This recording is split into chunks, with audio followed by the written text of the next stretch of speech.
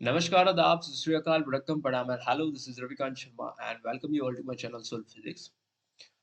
Today, we are going to start a new video, and this video is a continuation part of my previous video.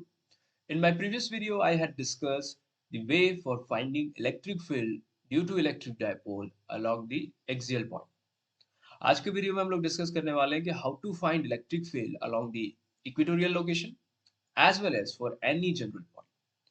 तो video को पूरे अंत तक देखिएगा और अगर आपने प्रीवियस वीडियो नहीं देखा है तो उसका लिंक आपको डिस्क्रिप्शन बॉक्स में मिल जाएगा, आप क्लिक करके देख सकते हैं। ठीक है, so without wasting a time let's get started.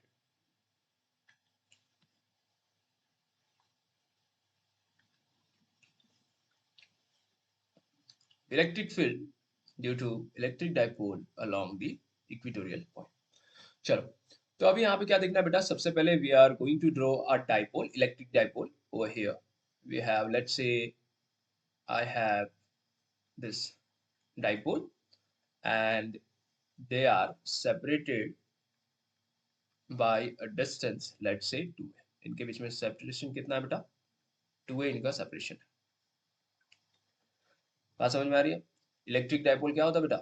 Electric dipole is a charge which is having a same magnitude but different polarities separated by a certain distance। ठीक है, मान के चलते कि यहाँ पे ये सेंटर पॉइंट है, ये पॉइंट को हमने नाम दे दिया ओ पॉइंट, और ओ पॉइंट में अब क्योंकि it is lying at the centre, ये डिस्टेंस कितना होगा बेटा, ये डिस्टेंस भी ए होगा, ये वाला डिस्टेंस कितना होगा, ये वाला भी डिस्टेंस ए ही होगा। ठीक है, अब मुझे क्या कैलकुलेट करना है, मुझे इक्वेटोरियल पॉइंट मतलब कि इस मिड पॉइंट पे एग्जैक्टली परपेंडिकुलर एक पॉइंट है, ये वाला point, let's say P is a point, जहां पे मुझे क्या फाइंड करना है, मुझे फाइंड करना है इलेक्ट्रिक फील्ड। किसके वजह से? दोनों चार्जेस के वजह से। तो अगर हम देखें तो लेट्स से कि पॉजिटिव चार्ज की वजह से we have to know, and in fact हमें प्रॉपर्टी पता है कि पॉजिटिव चार्ज की वजह से इलेक्ट्रिक फील्ड का डायरेक्शन कैसा होता है बेटा, इट इज रेडियली आउटवर्ड, और नेगेटिव चार्ज की वजह से इलेक्ट्रिक फील्ड का डायरेक्शन कैसा होता है बेटा, इट इज रेडियली इनवर्ड। ये आपको बेसिक आइडिया पता है।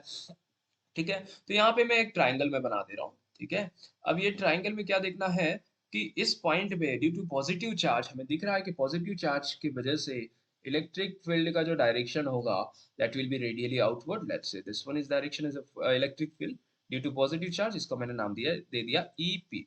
क्या नाम दे दिया? ईपी। ओके, और नेगेटिव चार्ज की वजह से क्या होता है बेटा, negative charge it is radially inward, तो नेगेटिव चार्ज की वजह से इलेक्ट्रिक फील्ड का जो डायरेक्शन होगा दैट विल बी इनवर्ड। तो यहाँ पे let's name it as E N. यहाँ तक बात समझ में आ रही है बेटा?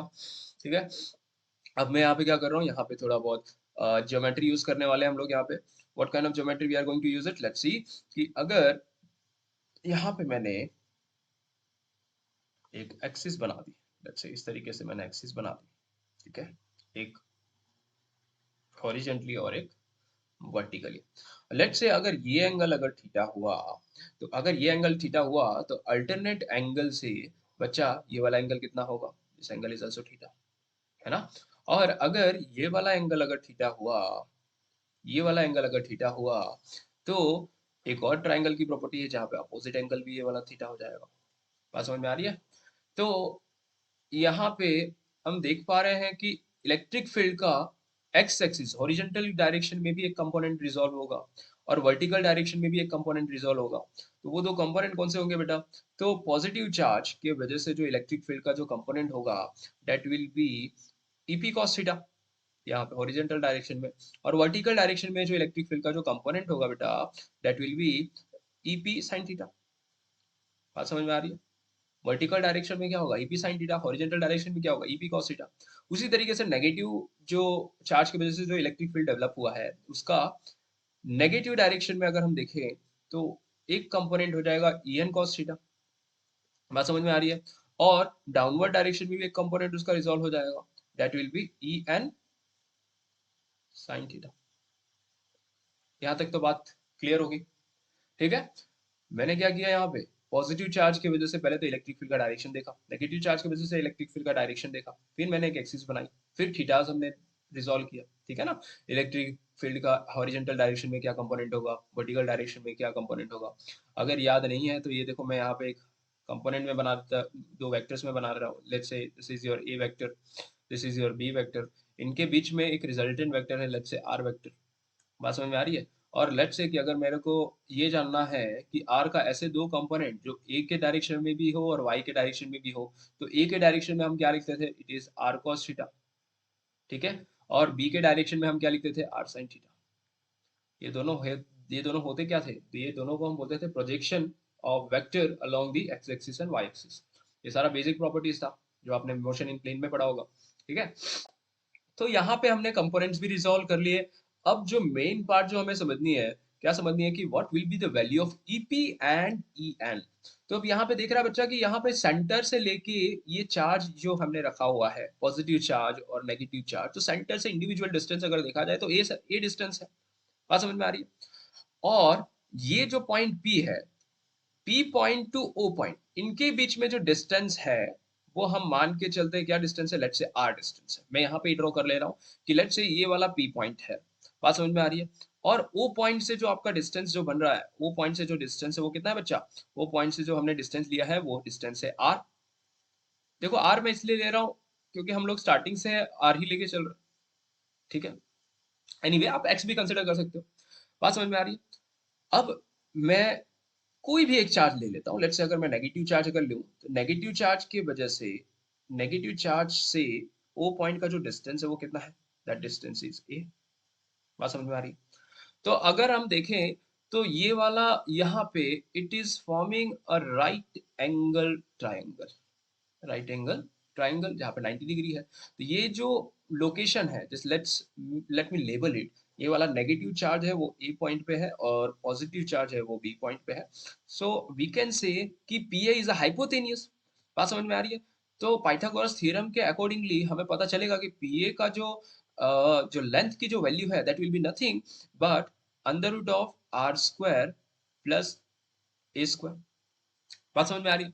ये डिस्टेंस है किसके किसके बीच का, पी से लेके ए के बीच का डिस्टेंस। उसी तरीके से अगर मैं पीबी का डिस्टेंस अगर देखूं, तो पीबी का डिस्टेंस क्या होगा बेटा, similarly PB is equal to under root of L square plus A square. Same concept लगा है। बात समझ में आ रही है? यहाँ पे भी अगर मैं एक ट्राइंगल यहाँ से कंप्लीट कर दूं, बात समझ में आ रही है, और ये वाला बी पॉइंट है, यहाँ पे भी ये डिस्टेंस कितना है बेटा, ये डिस्टेंस है, ठीक है, ये आर डिस्टेंस है, ये वाला डिस्टेंस कितना होगा, आर स्क्वायर प्लस ए स्क्वायर। बात समझ में आ रही है? So this will be R square plus A square, ठीक है, this is R not L, this is R. चलो, तो यहां तक तो हमें बात क्लियर हो गई। Okay, now I need to find the value of EP. So EP is nothing but electric field due to point charge का फॉर्मूला क्या होता है बेटा, अगर यहाँ पे पॉजिटिव चार्ज है, अगर आर डिस्टेंस पे एक पी पॉइंट है, यहाँ पे मैंने टेस्ट चार्ज रखा है क्यों ना, तो ये टेस्ट चार्ज इलेक्ट्रिक फील्ड कितना इस पे इंफ्लुएंस कर रहा है, तो हम लिखेंगे E इज इक्वल टू के क्यू बाई आर, प्रोवाइडेड ये चार्ज की जो मैग्नीट्यूड है वो कितना है, क्यू है। तो यहाँ पे भी हम लोग लिखेंगे E इक्वल्स टू के क्यू बाई आर, ठीक है। हमारे केस में ये जो आर है, लेट्स से आर डैश, हमारे केस में आर डैश क्या है, ये वाला distance, this is your R dash. उसी तरीके से यहाँ पे भी ये वाला डिस्टेंस है, वो क्या है बेटा, that will be also R dash. बात समझ में आ रही है?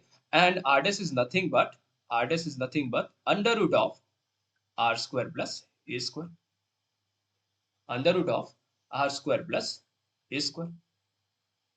पक्का यहां तक समझ में आया? अब आगे बढ़ते, देखो बेटा,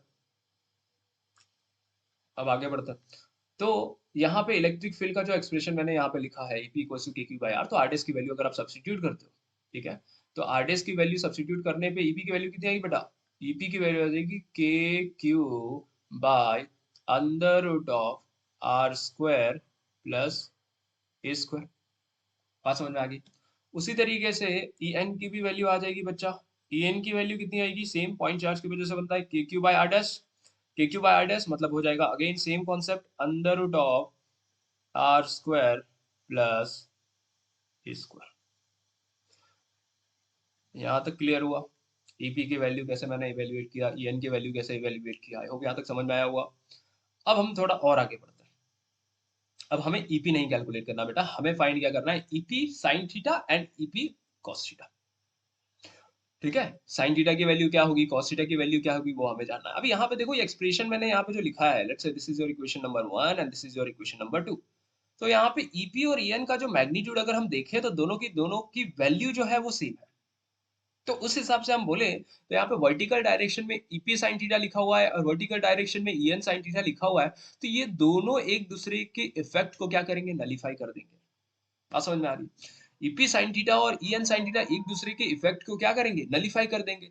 तो जो कंट्रीब्यूशन इलेक्ट्रिक फील्ड का होगा वो ओनली हॉरिजॉन्टल डायरेक्शन में होगा।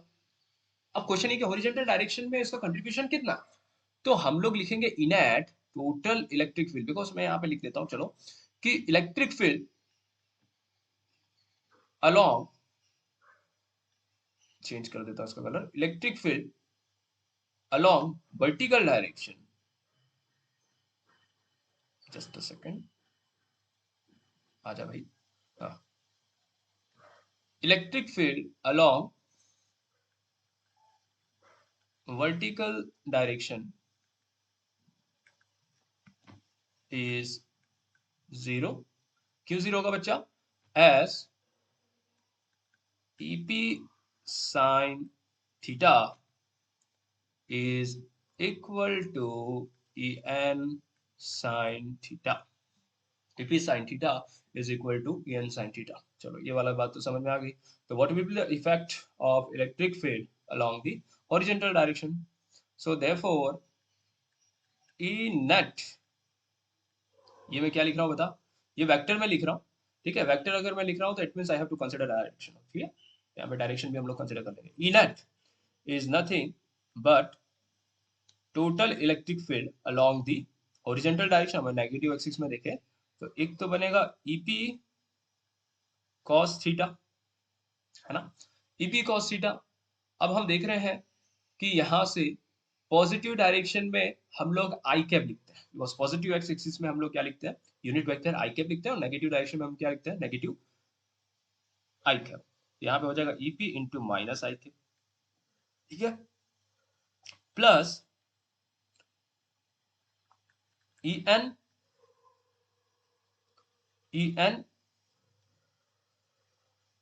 Cos theta into minus I cap.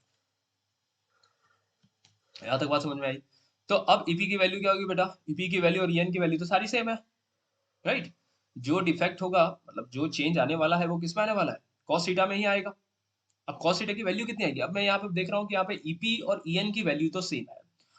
ठीक है, तो क्या हम यहाँ पे नेगेटिव आई कैप को साइड में ले लें, कॉस थीटा को भी साइड में ले लें, तो we can write 2 times of EP cos theta into minus I cap. यहाँ तक बात समझ में आई है मैंने क्या लिखी है, मैंने ये क्यों लिखा, बिकॉज ईपी की जो वैल्यू है वो ई एन के बराबर है। अब क्वेश्चन है कैसे बराबर है, तो लेफ्ट हैंड साइड में देखो मैंने इक्वेशन 1 और इक्वेशन 2 पे लिखा हुआ है मैंने कि ईपी और ईएन की वैल्यू क्या है, दोनों के दोनों इक्वल है। ठीक है, ओके, तो अब ईपी की वैल्यू कितनी है बेटा, 2 times of K Q by under root of R square plus A square आया। अब हमें क्या चाहिए, कॉस थीटा चाहिए। कॉस थीटा की वैल्यू क्या होगी बताओ, कॉस थीटा की वैल्यू क्या होगी। तो हम यहाँ पे देखें ट्राइंगल, अब हमें वापस से ट्राइंगल देखना पड़ेगा। तो यहाँ पे ट्राइंगल अगर देखिए तो यहाँ पे ये वाला एंगल है थीटा, बात समझ में आ रही है। तो cos थीटा को हम देखें तो cos theta is nothing but adjacent upon hypotenuse. Formula क्या होता है बेटा, अगर मैंने यहाँ पे एक राइट एंगल ट्राइंगल मैंने बनाया हुआ है और ये एंगल है थीटा, और यहाँ पे मैंने 3 पॉइंट्स को लेबल कर लिया है, तो cos थीटा की वैल्यू क्या आएगी, cos theta is BC upon AC। तो सेम कॉन्सेप्ट हम यहाँ पे यूज करेंगे। इस केस में आपका जो cos थीटा की जो वैल्यू होगी, इस केस में आपका जो cos थीटा की जो वैल्यू होगी वो कितनी होगी, cos theta is nothing but OB divided by PB, कोई भी ले लो, कोई फर्क नहीं पड़ने वाला, आप चाहो तो OA डिवाइडेड बाय AP भी ले सकते हो, दैट विल बी सेम। ठीक है, तो OB डिवाइडेड बाय PB, तो OB की वैल्यू कितनी होगी बेटा, OB की वैल्यू हो जाएगी, इट विल बी A, और PB की वैल्यू कितनी होगी, under root of A square plus R square, under root of A square plus R square. बात समझ में आ रही है। तो यहाँ पे हम वैल्यू सब्स्टिट्यूट करते हैं, तो डेट विल बिकम्स कितना होगा बच्चा, देखो यहाँ पे cos थीटा की वैल्यू सब्स्टिट्यूट करता है, तो cos थीटा, देखो cos theta becomes a divided by under root of adjacent a था r square plus a square.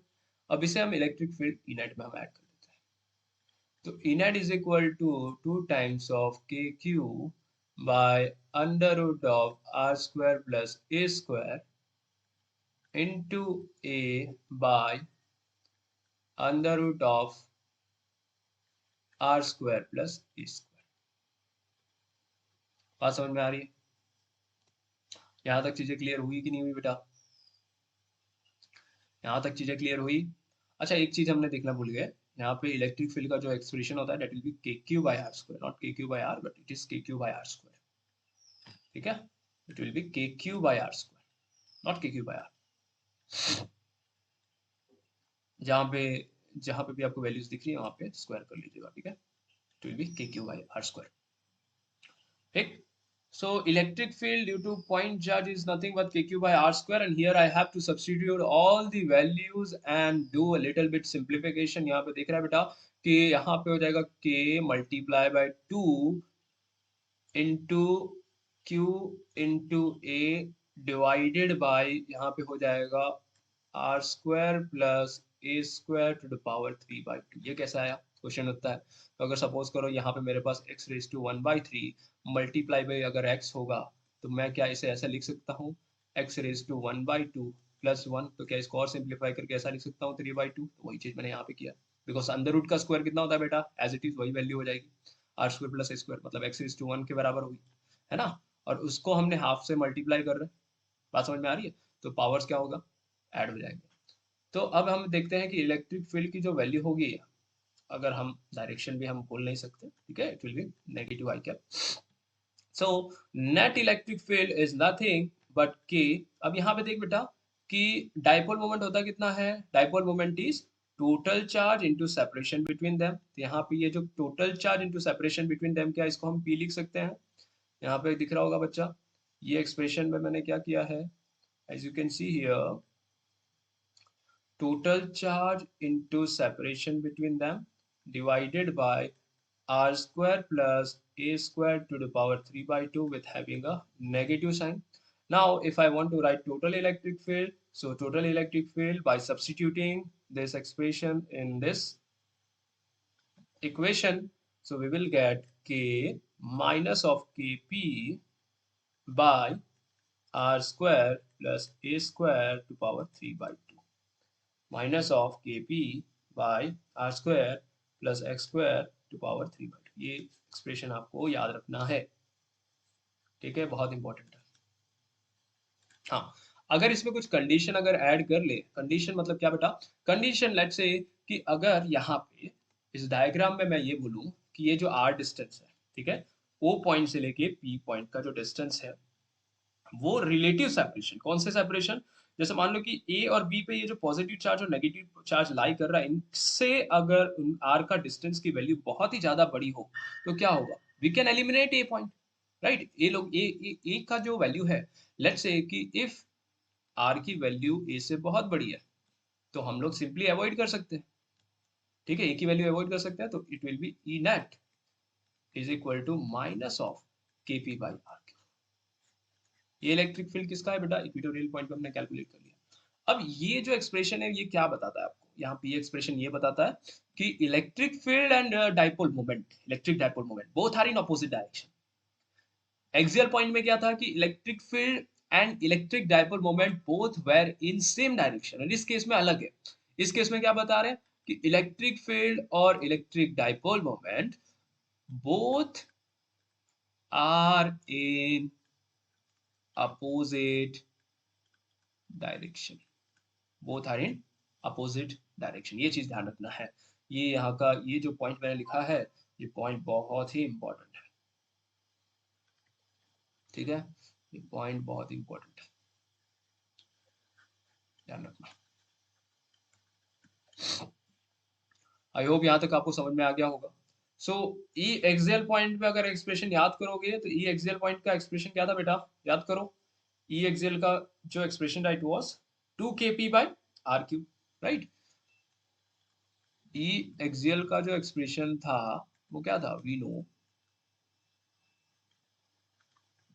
That e axial is 2kp by are cube, और ई इक्वेटोरियल का हमारा जो एक्सप्रेशन बना वो क्या बना बता, -kp बाय आर क्यूब। अगर मैं दोनों को रिलेट करूं, लेट्स से कि फर्स्ट को सेकंड से अगर मैं डिवाइड करूं, तो मुझे एक रिलेशन बनेगा E axial divided by E equatorial is equal to 2। और नेगेटिव साइन अगर हम ना ले, if we talk about only magnitude, because negative sign क्या रिप्रेजेंट करता है, डायरेक्शन बता रहा है और कुछ नहीं, स्पेशली इक्वेटोरियल पॉइंट के लिए। तो हमारा एक रिलेशन बन जाएगा, अगर मैग्नीट्यूड देखें तो e axial is equal to 2 times of E equatorial. E axial is 2 times of E equatorial.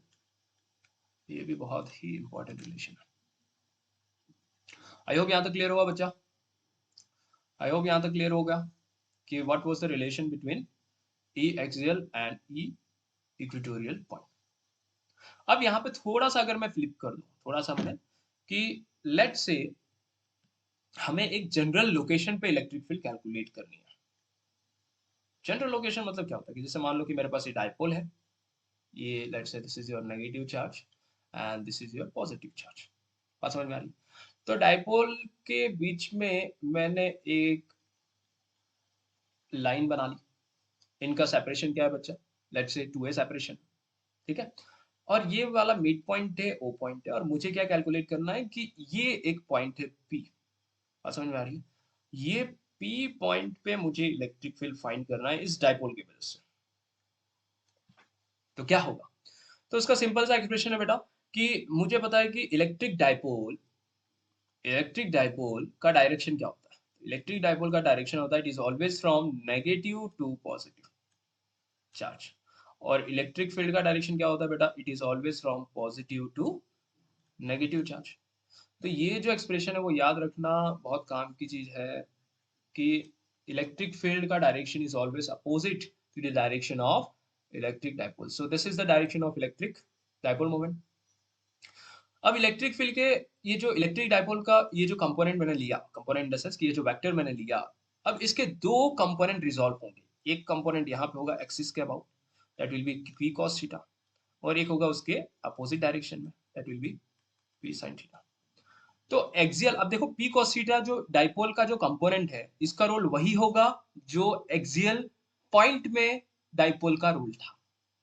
p sin theta का वही रोल होगा जो इक्वेटोरियल पॉइंट पे डायपोल का रोल होगा। तो मतलब we have to use this p cos theta in the expression of E axial. E axial का एक्सप्रेशन क्या था, ई एक्सियल का एक्सप्रेशन था 2kp by r cube. We have to use ये p cos theta instead of p। और e equatorial में हम लोग क्या करेंगे बेटा, ई इक्वेटोरियल में kp by r क्यूब जो एक्सप्रेशन है, यहाँ पे p की जगह पे p sin थीटा हम लोग सब्स्टिट्यूट करेंगे। ये दोनों फॉर्मूलाज हम लोग वापस से यूज करने वाले हैं, ठीक है। ओके तो उससे पहले हमें इलेक्ट्रिक फील्ड का डायरेक्शन का जानना बहुत जरूरी है। इलेक्ट्रिक फील्ड का डायरेक्शन इस केस में कहाँ पे होगा, ठीक है। तो अभी ये इलेक्ट्रिक फील्ड का डायरेक्शन क्या होगा बेटा, एक्सियल पॉइंट के लिए, अरे कहाँ जा, हाँ, एक्सियल पॉइंट के लिए अगर देखा जाए, देखो एक्सियल के लिए तो इलेक्ट्रिक फील्ड का तो वही डायरेक्शन होगा, लेट्स से E1। और बट इक्वेटोरियल पॉइंट के लिए हमें पता है कि electric field is opposite to the direction of dipole moment. अभी जस्ट हमने डिस्कस किया था, ये जो एक्सप्रेशन हमने डिस्कस किया था यहाँ पे, ये वाले पॉइंट पे, ठीक है, कि electric field and dipole moment are in opposite direction, especially when we are talking about equatorial point। यहाँ पे ये जो एक्सप्रेशन है E2, ये वो वाला इलेक्ट्रिक फील्ड है जो इक्वेटोरियल पॉइंट पे है बट इन अपोजिट डायरेक्शन। तो इसका जो रिजल्टेंट इलेक्ट्रिक फील्ड होगा वो कुछ इस डायरेक्शन में होगा, that will be e net. और लेट्स से इन दोनों के बीच में जो एंगल है दैट इज 5, ठीक है, दैट इज 5। तो अब हमें क्या चाहिए, अब हमें रिजल्टेंट इलेक्ट्रिक फील्ड कैलकुलेट करना है। तो देखो E1 is nothing but 2kp cos theta by are cube, ये आपका फर्स्ट एक्सप्रेशन हो गया। E2 is nothing but minus of के P sine theta by are cube, ये आपका सेकेंड रिलेशन। ठीक है, तो ई नेट की वैल्यू क्या होगी बेटा? अगर तुम्हें याद होगा तो अगर दो वेक्टर्स हैं, सपोज करो ये ई वेक्टर है और ये बी वेक्टर है, और इनके बीच में रिजल्टेंट वेक्टर आर मुझे कैलकुलेट करना है, अगर इनके बीच में एंगल कितना है? थीटा। तो मुझे पता है r square is equal to a square plus b square plus 2ab cos theta. सारी की सारी मैग्नीट्यूड होती है, ठीक है बेटा, ऑल आर मैग्नीट्यूड। ये फॉर्मूला याद है? यहाँ पे सेम कॉन्सेप्ट हमें यूज करना है। E net is nothing but under root of E1 square plus E2 square. बात समझ में आ रही है? Plus 2ab cos theta. cos theta मतलब यहाँ पे थीटा की वैल्यू है वो 90 डिग्री है, ठीक है। तो cos 90 की वैल्यू क्या होती है? इट विल बी जीरो, तो वो पार्ट ही मैं एलिमिनेट कर दे रहा हूँ। तो और आगे थोड़ा बढ़ा जाए तो हमें मिलेगा E net is equal to under root of, यहाँ पे बचेगा क्या? 2kp cos theta by are cube का whole square plus minus kp sine theta by are cube का होल स्क्वायर। बात समझ में आ रही है? अब इसमें क्या होगा? Kp by are cube, kp by are cube common होगा, तो केपी बाय आर क्यूब हम लोग कॉमन ले लेंगे, ठीक है। और आगे और थोड़ा सिंप्लीफाई करेंगे, तो ये सिंप्लीफाई करने पे कैसा एक्सप्रेशन बनेगा? देखो, सिंप्लीफाई करने पे कैसा एक्सप्रेशन बन रहा है। सो आफ्टर सिंप्लीफाइंग, यहाँ पे this expression becomes e net is equal to, यहाँ पे k P by are cube हमने कॉमन ले लिया, तो अंदर रूट में क्या बचा बेटा?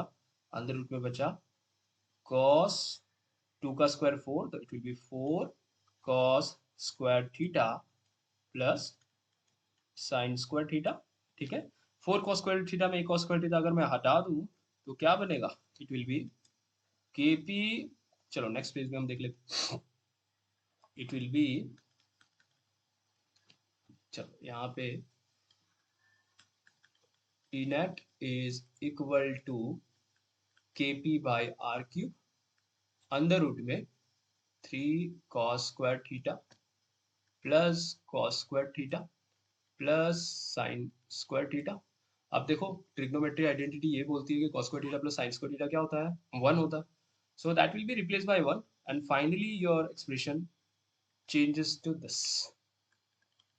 E net is equal to kp by r cube and the root of 3 cos square theta plus 1। ये एक्सप्रेशन आपको याद रखना है, ठीक है।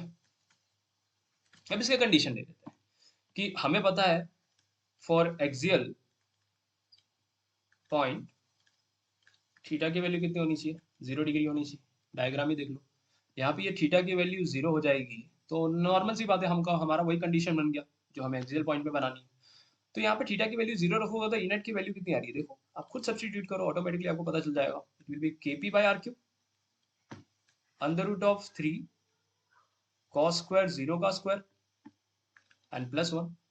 और cos स्क्वायर 0 इज 1, बिकॉज हमें पता है cos 0 की वैल्यू कितनी होती है? It is 1। और cos 90 की वैल्यू कितनी होती है? इट इज 0, याद रखना। So E net is equal to kp by r cube under root of 4, 3 plus 1 4, so it will be 2 kp by r cube। आपको इनेट की वैल्यू मिल गई फॉर द एक्सियल पॉइंट, ठीक है, फॉर द एक्सियल पॉइंट। उसी तरीके से अगर आपको इक्वेटोरियल की जगह इक्वेटोरियल पॉइंट की चाहिए तो क्या करेंगे? फॉर इक्वेटोरियल पॉइंट, ये सारे उसके केसेस है। थीटा की वैल्यू 90 डिग्री होगी, तो थीटा की वैल्यू 90 डिग्री होगी, तो इनेट की वैल्यू क्या होगी बच्चा? इनेट की जो वैल्यू होगी that will be under root of 3 cos square 90 degree plus 1, है ना। cos 90 की वैल्यू क्या होती है? cos 90 की वैल्यू होती है 0, तो it will be kp by are cube, that is e net, ठीक है। देखो, वो एक्सप्रेशन वापस से वही आ गया जो हमने डिराइव किया था। तो this is your general expression, this is your general expression for finding electric field at any random location, ठीक है बेटा। तो बस आज के लिए इतना ही हमें बताना था। आई होप आपको वीडियोस लास्ट तक समझ में आ गया होगा, और आप चाहो तो लास्ट वाला डेरिवेशन है वो स्किप कर सकते हो, डायरेक्टली रिजल्ट पे भी आप अ, देख सकते हो कि फाइनल रिजल्ट क्या है। ठीक है, अपने अपने नीड के अकॉर्डिंगली आप पढ़ सकते हो। ठीक है, तो वीडियो को लाइक करो, शेयर करो, सब्सक्राइब करो। Thank you so much. Next lecture में हम लोग देखेंगे किस तरीके से इलेक्ट्रिक डाइपोल को अगर मान लो कि यूनिफॉर्म मैग्नेटिक फील्ड में या फिर नॉन यूनिफॉर्म इलेक्ट्रिक फील्ड में अगर रख दिया जाए तो उस पर टॉर्क कैसे लगेगा, उसका एक्सप्रेशन क्या होगा, वो हम डिराइव करने की कोशिश करेंगे। Thank you so much.